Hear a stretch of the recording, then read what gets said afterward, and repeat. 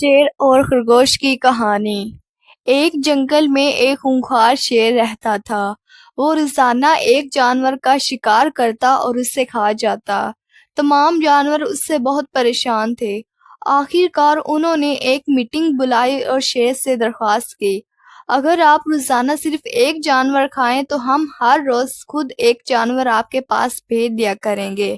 شیر نے یہ شرط منظور کر لی۔ اب ہر روز ایک جانور شیر کے پاس جاتا اور وہ اسے کھا جاتا۔ ایک دن باری ایک ہوشیار خرگوش کی آئی۔ خرگوش نے وقت پر نہ جا کر جان بوجھ کر دیر کر دی۔ جب وہ شیر کے پاس پہنچا تو شیر غصے سے دہاڑا، تم اتنی دیر سے کیوں آئے ہو؟ خرگوش نے سکون سے جواب دیا، جناب میں وقت پر آ رہا تھا، لیکن راستے میں ایک اور شیر نے میرا راستہ روک لیا۔ اس نے کہا کہ وہی جنگل کا اصلی بادشاہ ہے اور وہی مجھے کھائے گا۔ شیر بہت غصے میں آ گیا اور بولا، مجھے اس شیر کے پاس لے چلو، میں اسے سبق سکھاؤں گا۔ خرگوش شیر کو ایک کنویں کے پاس لے گیا اور کہا، وہ شیر اس کنویں کے اندر ہے۔